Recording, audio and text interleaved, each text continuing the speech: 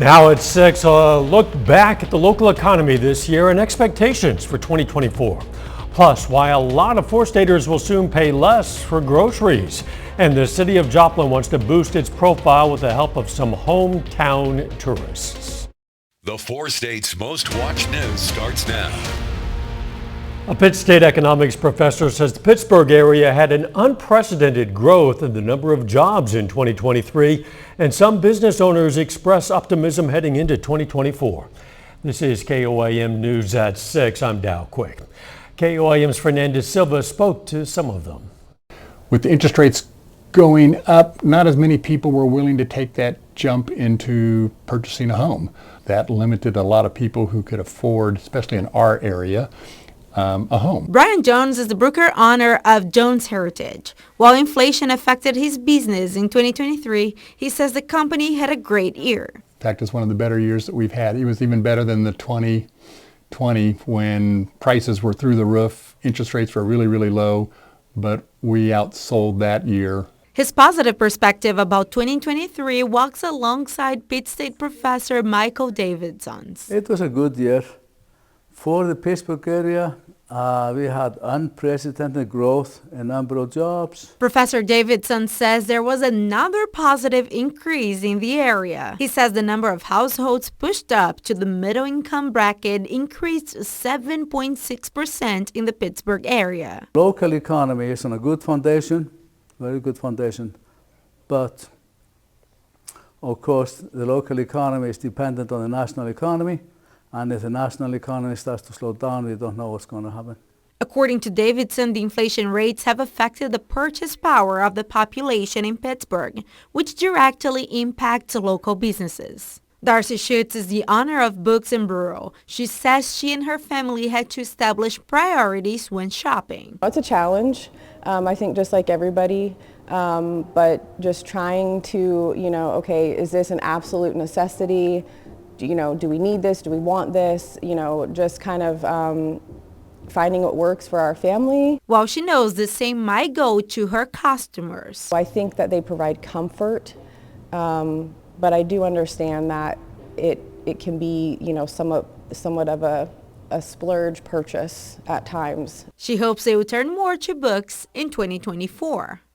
For an escape, for advice, to find a relatable story. For Jones, the hope is for more sold signs out there. If things go like they should, 2024 ought to be a good year. In Pittsburgh, Fernandez Silva, KOAM News.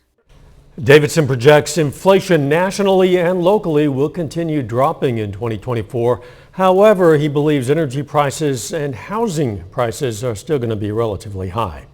Groceries are about to get cheaper in Kansas. That's because the second phase of the Axe the Food Tax Act takes effect with the new year.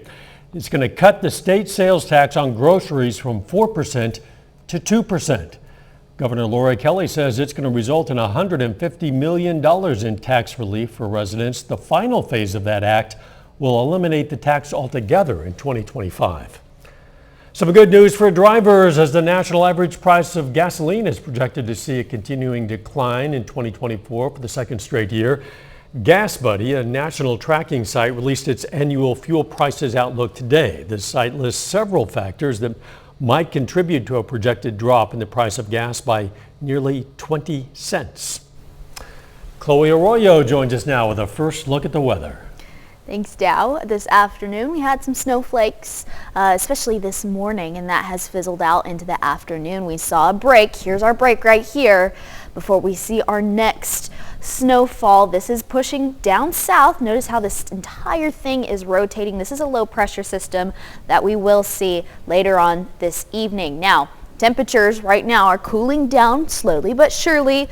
We're already in the upper to mid 30s across the board. A little further west, we're already hitting some freezing, if not below freezing ranges, and that's going to continue to be on the decline heading into tonight. Coming up in a bit, we'll talk about the snowfall timeline. I'll have the full details on that, as well as your New Year's Eve forecast, and a new year might bring some new temperatures. I'll have the details coming up. See you in a few. Gypsy Rose Blanchard was released from a women's prison in Chillicothe, Missouri this morning. Blanchard pled guilty in 2016 to the second-degree murder of her mother, Dee Dee. Gypsy claimed her mother abused and deceived her. Gypsy then convinced her boyfriend, Nicholas Gardajon, into committing the murder.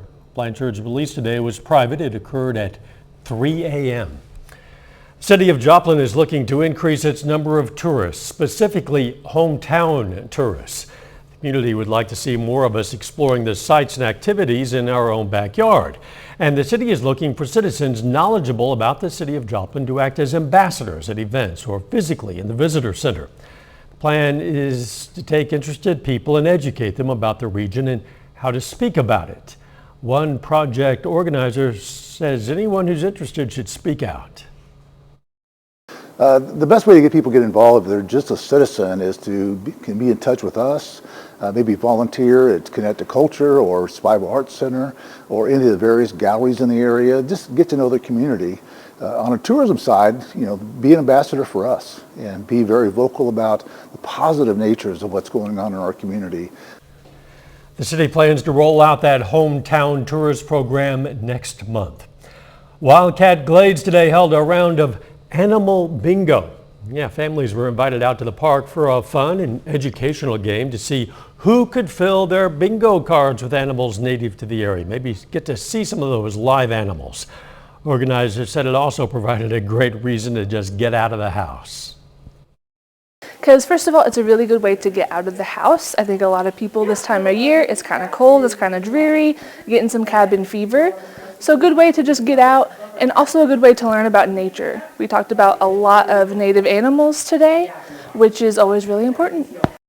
For a full listing of fun and educational activities in our area, go to mdc.mo.gov/events. Later in sports, it's day 2 of the Neosho Classic. John's going to have the latest from this 5-state basketball tournament. But first, we'll meet a 96-year-old Kansas woman who's brightened up the lives of some military members at least 8,000 times.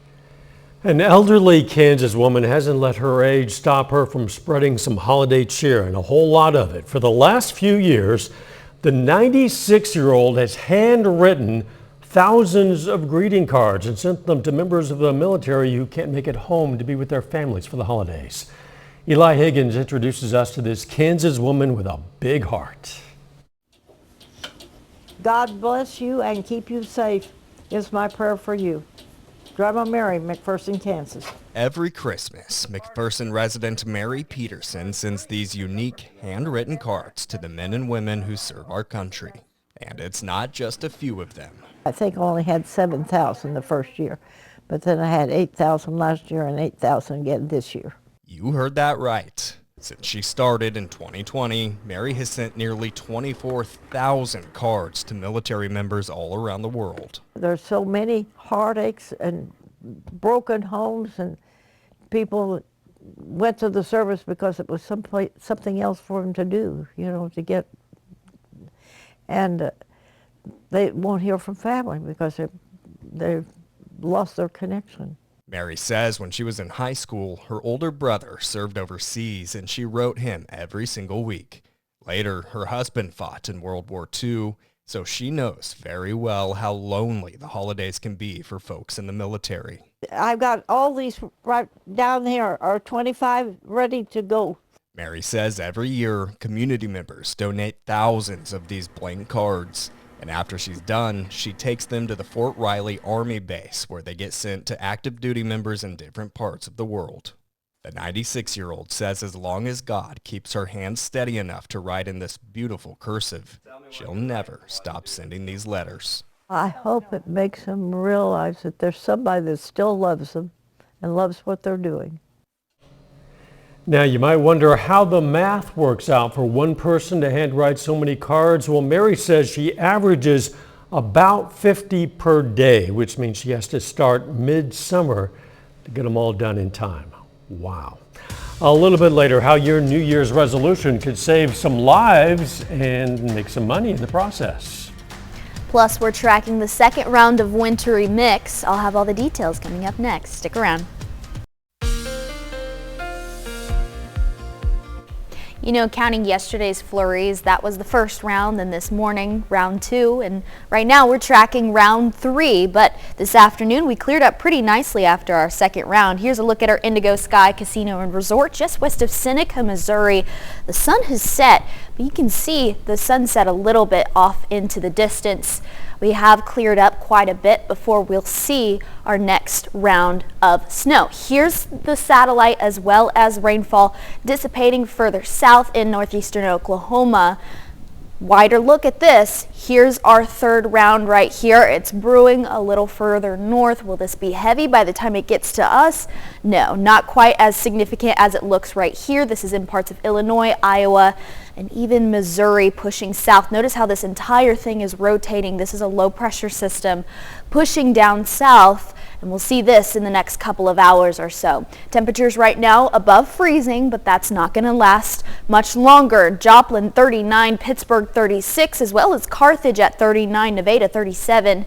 Yates Center, you're also at 37 degrees. Right now, we're going to continue to be on the decline heading into tonight, into the freezing range to below freezing range. So everyone will be close to 31, 32 degrees heading into tonight. Very supportive of snowfall, especially in Missouri. Your humidity levels and your lifting is going to support some snowfall, bands of snowfall specifically. Here's a look at that 5 a.m. If you're waking up early in the morning for work, you may notice some sporadic flakes here and there, some of which these bands in darker regions could be locally heavier at some point. I would say in the light to moderate range, nothing too significant, and our temperatures are just a hair above average, or above freezing, for our highs tomorrow, so that's not going to last very long on the ground. But once again, here are these bands Friday 9:30, and then we'll clear out early afternoon into the evening. We'll see a break in terms of that. In terms of accumulation, like I said, our temperatures are just above freezing, so nothing's going to stick too much, if anything at all, anywhere from a trace to a half an inch. A little further north, if you have plans to go into the city this weekend or in the next day or so, make sure you're staying aware of that for your New Year's Eve plans. This could be anywhere from 1 to 2 possible inches in localized areas. So not everyone in this region will see 1 to 2 inches. It is localized. 1 or 2 inches here and there. Now on our snow meter, really not much of a big deal. We'll see some flakes here and there, road impacts at a minimum, so I wouldn't even say we're at that. We don't have any snow days, no need to grab the shovel. We don't even have to worry about cabin fever at this point. Now we'll see a break in terms of precipitation on Saturday. Then Sunday for New Year's Eve, we'll have a couple of showers in the afternoon. That's not going to affect your New Year's Eve plans. Will be in the 20s. So make sure you're bundling up in the evening and the later evening hours as we head into the new year. Now here's a look at your 7-day forecast. 37 degrees for your high on Monday. It's going to be nothing but cold that day, and then we'll warm up into the 50s heading into the end of next week. Yeah, it'll be a pretty pleasant beginning to a brand new year. High getting close to 50 before the week is through. We'll take it. You bet. Thanks. Hey, if you're looking for a New Year's resolution that can also save some lives, well, the Community Blood Center of the Ozarks might have just the thing for you. The CBCO has issued a 56-day challenge that not only donates blood to the community, but gives donors a chance to win up to $56,000. How about that? The rules are simple. The more a donor donates, the better their chances of winning. To participate in that 56-day challenge, donors must fill out the online commitment form by February 29th at cbco.org/56day. So go ahead, check it out now. Still ahead, day 2 of the Neosho Holiday Classic. The Wildcats boys team is trying to punch its ticket to the championship. John Dales has those stories and more. That's up next.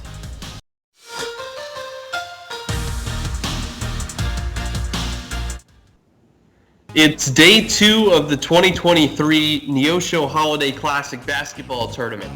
Yesterday, the Neosho boys were our only local team to get a win in the quarterfinals. This morning, Seneca Boys Hoops starts with a big win, 81-58 over Bentonville West JV. This is after the Indians lost by 2 to Benton yesterday. They'll move on to the 5th place game. It's tomorrow afternoon at 1:30. In that 5th place game, the Wildcats will face McDonald County. Mustangs in a similar position to the Indians. They lose their quarterfinal on Wednesday to Huntsville, but they rebound this morning, beating Westwood 64-49, who's here from Tennessee. That game, 1:30 tomorrow at Neosho Junior High. Over to the girls division, Seneca lost in its opener, and it falls in the second game as well. The Lady Indians dropped today's contest 57-25 against Huntsville.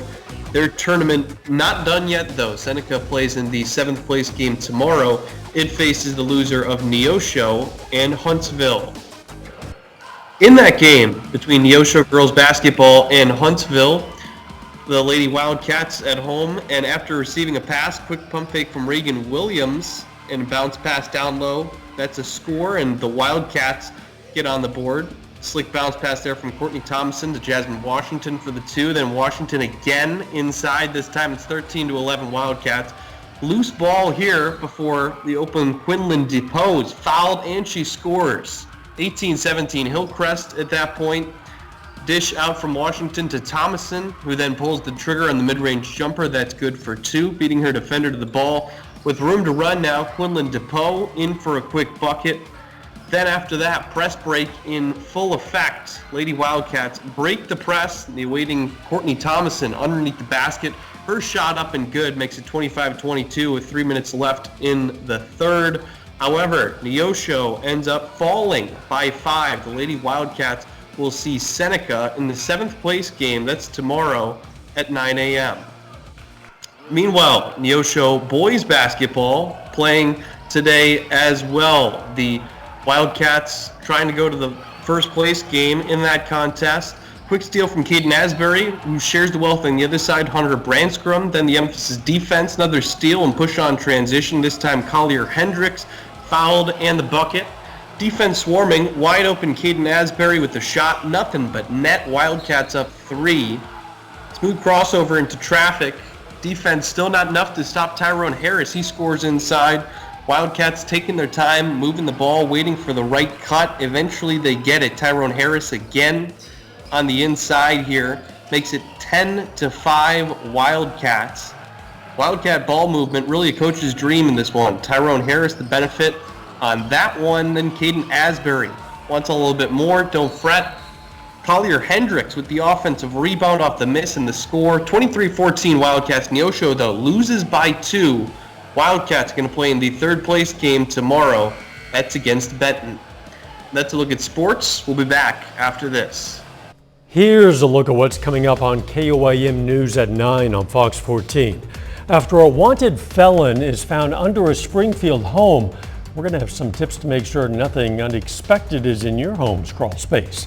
Plus, how changes to tax brackets in the new year could give your paychecks a bump.